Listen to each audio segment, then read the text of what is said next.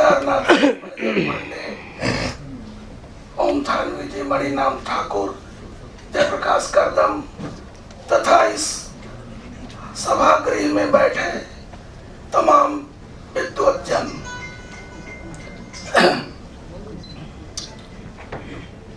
इस हाल में मैं पहले तो मैं माफी मांगना चाहूंगा। मेरा गला बैठ गया है, शायद सुनने में प्रॉब्लम हो।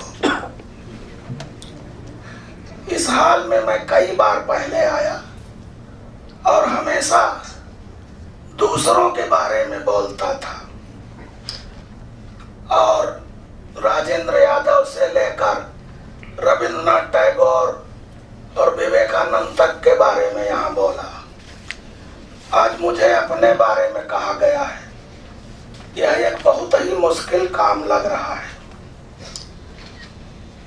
पहले सुन चुके होंगे मुर्दैया और मणिकर्णिका के माध्यम से। थोड़ी सी बात मैं जरूर कहूंगा, क्योंकि आयोजकों ने ये कहा है कि 10-10 मिनट का समय सबके लिए है। तो मेरा यह मानना है कि जब तक सामाजिक नैतिक मान्यताओं को ध्वस्त न किया जाए, तब तक कोई लेखन या कोई रचना अपना असली अस्तित्व नहीं बना पाती है। आत्मकथाएं जीवन और समाज के यथार्थ का रहस्य खोलती है। एक व्यक्ति को रोज कोई देखता है, समझ नहीं पाता है उसे, लेकिन जब वो अपने बारे में लिखता है तो एक नए इंसान के रूप में प्रस्तुत हो जाता है। जहां तक सामाजिक और नैतिक मान्यताओं के ध्वस्त करने का सवाल है, दुनिया भर के आत्मकथा लेखकों ने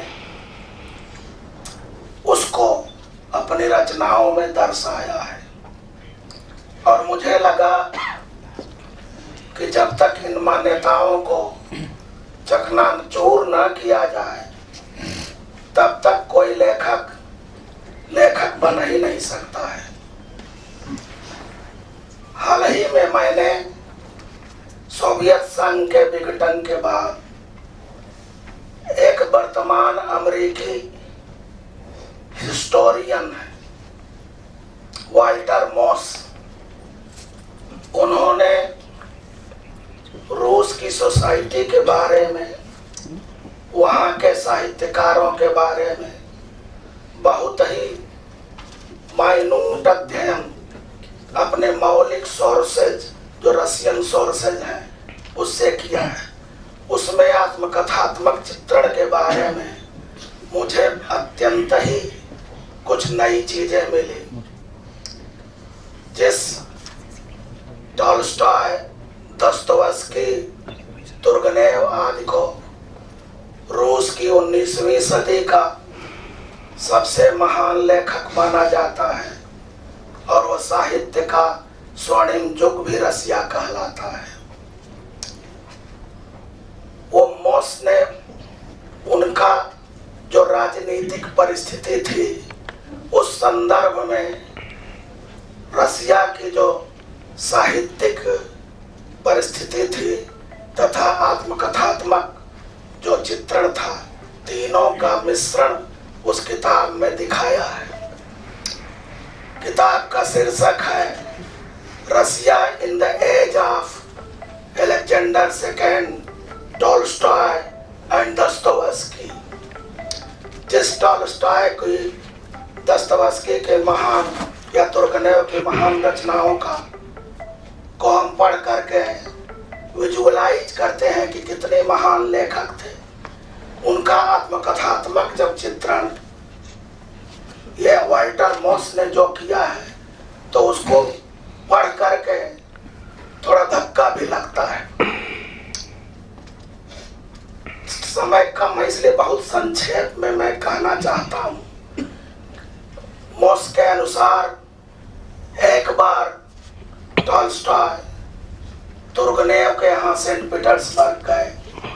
उनके यहाँ 1 महीना रहे। जो टॉल्स्टॉय की आदतें थी उससे ऊब गए थे तुर्गनेव, और उन्होंने टॉल्स्टॉय को सुझाव दिया कि आप 3 काम बंद कर दीजिए। पहला तो आप बहुत शराब पीते हैं, दूसरा आप जुआ भी बहुत खेलते हैं, और तीसरा आप जिप्सी औरतों गुलाम बालिकाओं के साथ सोते हैं। तो ऐसा मत कीजिए। इस पर टॉल्स्टॉय बहुत चिढ़ गए थे तुर्गनेव साहब कि एक बैचलर आदमी के लिए जिप्सी औरतों के साथ या गुलाम बालिकाओं के साथ या वेश्याओं के साथ सोना बेहतर है उन लोगों से जो दूसरे की पत्नियों को हड़प लेते हैं। इस तरह से कई एक कमेंट आत्मकथात्मक जो है, उससे ये जो महान लेखक जो इतने महान हुए, तो मुझे लगता है कि जो ये चरित्र चित्रण किया गया है, अगर ये नहीं उनके साथ होता तो शायद उतने महान नहीं होते। इस संदर्भ में मैं तो उनकी किसी भी आदत को स्वीकार नहीं कर पाया, इसलिए महान होने का सवाल ही नहीं।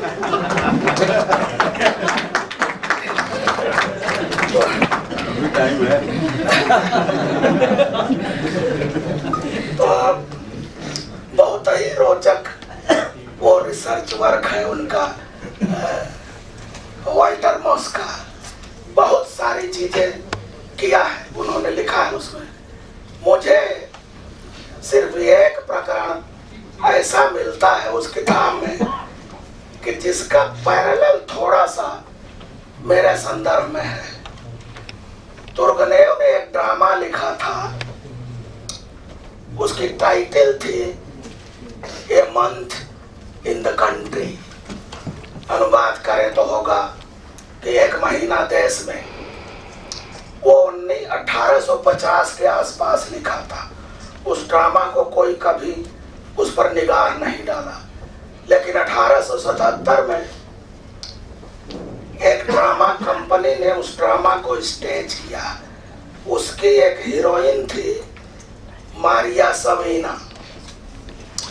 मारिया 25 साल की थी, तुर्गनेव उस समय 61 साल के थे। और तुर्गनेव वो ड्रामा जब देखने गए पहली बार, तो मारिया से बहुत प्रभावित हुए और उसका एक तरफा पीछा करना लगे। एक बार मारिया तुर्गनेव के फार्म हाउस के नियरेस्ट स्टेशन था, उससे गुजर रही थी ट्रेन से, ओरेल नामक एक जगह पर जा रही थी, कोई वहां ड्रामा स्टेज करना था। जब तुर्गनेव को पता चला तो टिकट लेकर के उसी डिब्बे में चढ़ गए जिसमें मारिया बैठी थी। पहले तो उससे रिक्वेस्ट किए कि वो 1-2 दिन हमारे फार्म हाउस पर बितावे, उसने मना कर दिया। कोई 8-10 स्टेशन ये आगे तक गए। जब इनको लगा कि मारिया घास नहीं डाल रही है तो वहीं से निराश होकर वापस आ गए। ये संदर्भ मैं इसलिए दे रहा हूँ कि मैं भी एक लड़की के साथ ट्रेन में कलकत्ता गया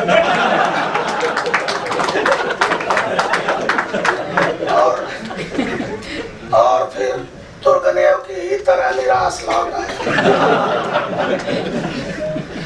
जहां तक मणिकर्णिका और मुर्दहिया का सवाल है, मुर्दहिया में मैंने जैसा कि लिखा है, मुझे वहां के गिद्ध बहुत प्रभावित करते थे। जब मुर्दा पशु खा लेते थे, वो हजारों की संख्या में गिद्ध होते थे। और मेरा घर जो था मुर्दहिया से मुश्किल से 300 गज की दूरी पर था। गिद्धों की आदत होती है कि मुर्दे खाकर वो वहीं बैठ जाते हैं शाम तक, क्योंकि मांस का भार उनके पेट में इतना ज्यादा होता है कि वो उड़ नहीं पाते। तो वो गिद्ध हजारों एक साथ बैठते थे, मुझे देखना बड़ा अच्छा लगता था। और मैं करीब करीब ऐसे गिद्ध रोज ही वहाँ कोई न कोई जानवर मरता था, मैं घंटों बैठ के देखा करता था। आज भी मुझे गांव की याद आने पर सबसे पहले उमरदहिया के गिद्ध याद आते हैं। इस संदर्भ में मुझे याद आता है एक बुद्धकालीन प्रीस्ट अपने गृहस्थ जीवन में वो गिद्ध मार था, कहीं भी गिद्ध को देखता था उसको मार डालता था। एक बार उसने गौतम बुद्ध का उपदेश सुना और उससे प्रभावित होकर के वो बौद्ध भिक्षु बन गया और प्रण किया कि कभी कोई हिंसा नहीं करेगा। लेकिन कुछ दिन बाद उसकी पुरानी गिद्धमार आदत जागृत हो जाती थी और वो गिद्धों को मारने लगता था। भिक्षुओं ने बुद्ध से शिकायत की कि अरिष्ट जो है अब भी गिद्ध मारता है। तो बुद्ध ने बौद्ध संघ को बुला करके उसको भिक्षु संघ से निकाल दिया। तो इस तरह के ये बहुत मैं समझता हूं कि व्यक्तिगत रूप से मैं बहुत अनकॉमन चीजों से प्रभावित हो जाता था, उसमें गिद्ध भी एक थे। और जब वहां से बनारस आया, पहली बार मणिकर्णिका गया, तो एक तरह से गांव की मुर्दहिया से लेकर बनारस की मणिकर्णिका तक मेरी यात्रा शव यात्रा ही थी। लेकिन मुझे प्रकृति के उलट बनारस शहर का जो प्रकृति थी अत्यंत धार्मिक और कंजर्वेटिव, उसी शहर में मुझे एकदम बदल दिया। और इसीलिए मुझे अनुभव हुआ कि मैं जो यात्रा मुर्दहिया से होकर मणिकर्णिका तक की थी और जो गंगा के घाटों से होते हुए बनारस के मंदिरों तक से होकर के गुजरी, वह अंततोगत्वा मैं गर्व के साथ कहता हूं कि कम्युनिस्ट पार्टी के दफ्तर में समाप्त हो गई। और बनारस में मुझे अगर किसी वस्तु ने सबसे ज्यादा प्रभावित किया तो वो सोवियत संघ ने। वहीं पर सोवियत संघ से मेरा असली परिचय हुआ बनारस में पढ़ते हुए। और इसीलिए एक तरह से मैं एक नए इंसान में बनारस में ही परिवर्तित हुआ। और यह परिवर्तन उस समय आया जब मैं किसी आदमी का तो कुछ नहीं बिगाड़ सका, लेकिन ईश्वर को जरूर ध्वस्त कर दिया। और मैं समझता था कि जो व्यक्ति ईश्वर से लड़ सकता है उससे बड़ा बहादुर कोई नहीं हो सकता। और इसीलिए जो प्रकरण बनारस में मैंने मणिकर्णिका में लिखा, उसमें वो मुर्दहिया से बिल्कुल भिन्न है। मैं एक पूरा राजनीतिक व्यक्ति के रूप में विकसित हुआ वो बनारस में ही। और धर्म ईश्वर को खास करके मैं हमेशा चुनौती देता कि सोवियत संघ का जो मेरे ऊपर प्रभाव पड़ा, सैकड़ों ऐसे लोग हैं मेरे जीवन में जिन्होंने सोवियत संघ को गाली दिया और मैंने उनसे संबंध खत्म कर लिया। ऐसे लोग आज भी हैं। इसलिए थोड़ी बात मैं अगले खंड के बारे में जरूर कहूंगा, क्योंकि अभी ये आत्मकथा अधूरी है।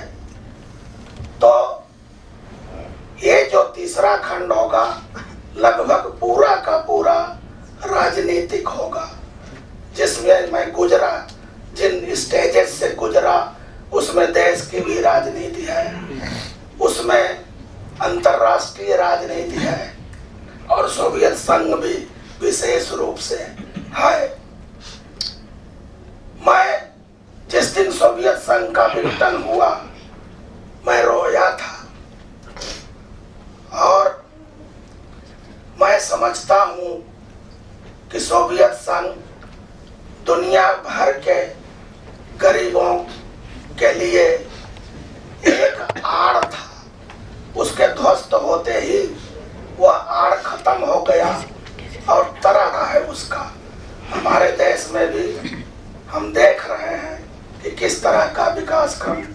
राजनीतिक रूप से हो रहा है और जिससे आम जनता निश्चित रूप से सफर करेगी। तो ये सब बातें अगले खंड में मेरे होगी। मैं ज्यादा कुछ आज नहीं कहना चाहता हूँ, सिर्फ इतना ही बस कह के अपनी बात समाप्त करना चाहता हूँ, क्योंकि बोलने वाले वक्ता यहाँ बैठे हुए हैं, उनको जो कहना है वही कहें तो ज्यादा अच्छा है। श्रोताओं में भी बहुत बड़े बड़े विद्वान माननीय अशोक वाजपेयी जैसे लोग, तमाम लोग ऐसे हैं जो बैठे हुए हैं। मैं निश्चित रूप से कह रहा हूँ ये बात